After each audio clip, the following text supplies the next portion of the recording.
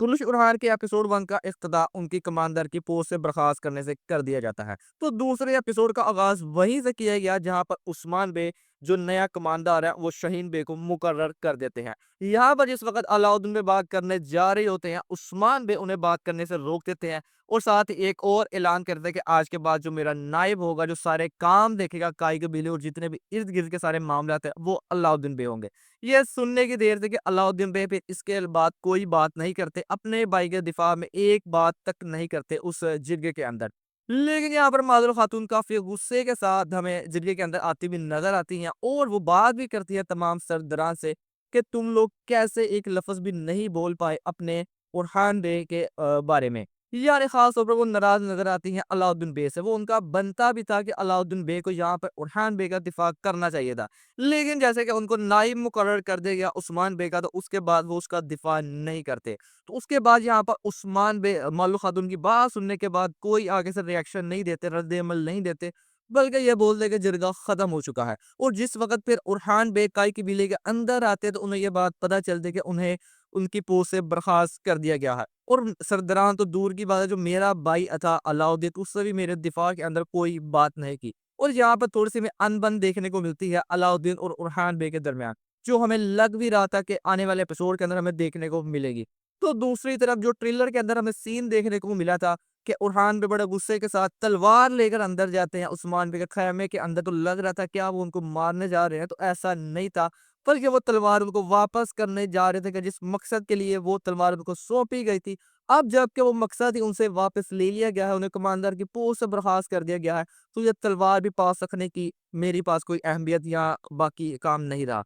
तो दूसरी तरफ वहां पर वो एक चीज नोट करते हैं कि जो हकीम उस्मान बे का इलाज कर रहा था, उस हकीम ने ग्लव्स पहने हुए होते हैं। इस बात के ऊपर उन्हें शक हो जाता है और वो इस बात का जिक्र नीलोफर खातून से भी करते हैं कि इस हकीम के ऊपर नजर रखना, मुझे इसमें कुछ गड़बड़ नजर आ रही है।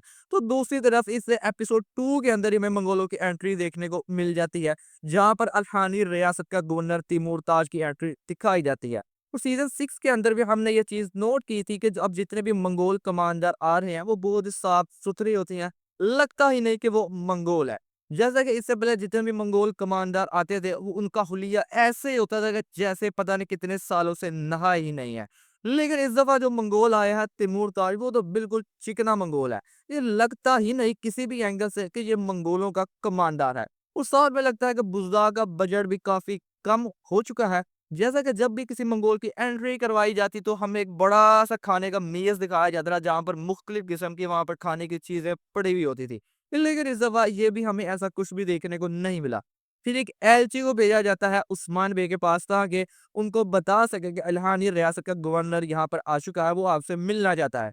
लेकिन ये बात वो जानता था कि उस्मान बे बीमार है। वो जो हकीम था वो इसी का बंदा था और वो उस्मान बे को मरहम के जरिए जहर दे रहा था ताकि वो बीमार हो सके और वो उनसे मिलने ना आ सके, उनकी जगह कोई और मिलने आए और अपने जो भी उनके मफादात है वो हासिल कर सके। यहाँ पर उस्मान बे की बजाय फिर अलाउद्दीन बे और शाहीन बे को वहां पर भेजा जाता है उनकी नुमाइंदगी करने के लिए। तो दूसरी तरफ कुरहान बे को एक और फरीजा सौंपते हैं उस्मान बे कि तुम्हारी गलती की वजह से बुरहान बे को कैदी बना लिया गया था, कि अब तुम ही उस बुरहान बे को वापस उस कैद से आजाद करवा कर लेकर आओ। यहाँ पर जो उरहान बे होते हैं वो जार कुदाई बे के साथ मिलकर मंसूबा तरतीब देते हैं, जिस मंसूबे के चलते हुए जिस वक़्त उरहान बे बूरसा के अंदर दाखिल होंगे, उस वक़्त जारकुदाई बे फ्लेवियस के साथ उनको मशगूल रखेंगे अपने साथ ताकि बूरसा के अंदर बआसानी वो दाखिल हो सके। यहाँ पर फ्लेवियस इस बात के रज़ामंद हो जाता है जारकुदाई बे से कि वो बुरान को उनके हवाले कर देगा। लेकिन उसके लिए उस 20 सिपाही उनके दरकार होंगे। लेकिन यहाँ पर फ्लेवियस ने पहले ही मंसूबा तरतीब दिया था कि जिस वक़्त हम बुरान को उनके हवाले करने जा रहे होंगे, एक तो हम बुरान को वहीं पर मार देंगे, तो दूसरा इनकी करारगाह के ऊपर हमला भी कर देंगे। लेकिन ये सारी की सारी बात जिंदान के अंदर बुरहान बे ने सुन ली थी और जिस वक़्त उरहान बे बूरसा के जिंदान में आते हैं उनको छुड़वाने के लिए, वो सारी की सारी बात बुरहान बे उरहान बे को बता देते हैं। लेकिन एन टाइम के ऊपर फ्लेविस अपने सिपाहियों के साथ जिंदान के अंदर आ जाता है और उरहान बे को बुरहान बे को वहीं पर छोड़कर जाना पड़ता है। लेकिन वो फिर एक और मंसूबा तरतीब देते हैं, जिस मंसूबे के चलते हुए ये चीज़ शो करवाई जाती है फ्लेवियस और उसके सिपाहियों को, जैसे कि उरहान बे इस शहर से वापस चले गए हैं, लेकिन वो उसी शहर के अंदर बूरसा के अंदर ही मौजूद होते हैं। तो दूसरी तरफ इल्हानी रियासत का गवर्नर तिमूर ताज के पास तेकफुर सारोज भी आ जाता है और अलाउद्दीन और शाहीन बे भी। वहाँ पर वो गन्ना सिर्फ एक ही बात करता है कि तुम लोगों ने जो मुहासरा किया हुआ है 9 साल से बूसा का, उस मुहासरे को जल्द से जल्द उठाया जाए। जैसे कि ये सारी की सारी ज़मीनें हमारे कंट्रोल में है, हमारे अंडर है, तो तुम्हें हमारी बात मानना पड़ेगी। लेकिन यहाँ पर अलाउद्दीन बे उनकी कोई भी बात नहीं मानते और उनके किसी भी बात के ऊपर अमल नहीं करते और एक ही बात करके यहाँ से चले जाते हैं कि जब तक हम इस बूसा को फ़तह नहीं कर लेते, हम ये मुहासरा नहीं उठाएँगे। तो दूसरी तरफ उरहान वे पैगाम पहुंचा देते हैं जारकुताई बी के पास कि इस तरह वो करारगाह के ऊपर हमला करने वाले हैं। लेकिन यहाँ पर एक बात की समझ नहीं आई, वो सिपाही जारकुताई बी की बजाय वहां पर शाहीन बे के पास कैसे चला जाता है।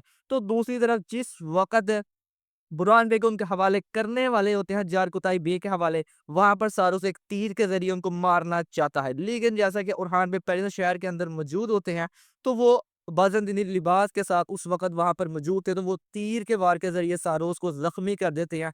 जहाँ पर एक थोड़ी-सी हमें लड़ाई देखने को मिलती है, जिस लड़ाई के चलते हुए उरहान बे बुरहान बे को बाहिफ़ाज़त वहाँ से बचाकर बाहर ले आते हैं बूसा से। तो दूसरी तरफ जैसे कि उनको पहले ही पता था कि फ्लेवियस हम पर हमला करने वाला है अपने सिपाहियों के साथ करारगाह के ऊपर, तो शाहीन बे ने उसकी पहले ही मनसूबाबंदी कर ली थी, जिसके बाद फ्लेवियस के सिपाहियों को शिकस्त का सामना करना पड़ता है। और सारे का सारा क्रेडिट शाहीन बे खुद ले लेते हैं कि ये सारा कुछ मेरी वजह से हुआ है। अगर पहले ही मुझे कमांडर बना दिया जाता तो पहले भी हमें शिकस्त का सामना ना करना पड़ता।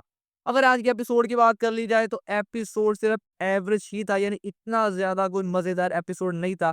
स्टोरी मिलती-जुलती भी नज़र आ रही है अभी तक तो कुल्लुश उस्मान की तरह। वहाँ पर भी हमें यही चीज़ देखने को मिली थी कि जब अर्तुगरुल गाज़ी काफ़ी ज़्यादा उसकी एंट्री करवाई जाती है, काफ़ी ज़्यादा बूढ़े हो जाते हैं और वो हमें बिस्तर के ऊपर ही नज़र आते हैं। तो दूसरी तरफ यहाँ पर भी उस्मान बे के साथ यही किया जा रहा है। तो वहाँ पर उस्मान बे खुद अपने काम सर अपने हाथों सर अंजाम देते हुए नज़र आते हैं, अपने बाबा की बात नहीं मानते। और यहाँ पर उरहान बे भी वही काम करते हुए नज़र आ रहे हैं। तो दूसरी तरफ वहाँ पर गुंदोज़ बे जो होते हैं वो हर चीज़ को बड़ी अक्ल और अमन के साथ हल करना चाहते, जहाँ पर अलाउद्दीन बे को वही किरदार नज़र आ रहा है। और दूसरी तरफ काई की बिले के अंदर फ़िलहाल वही थोड़ी-सी लव स्टोरीज़ वग़ैरह हमें देखने को मिल रही हैं।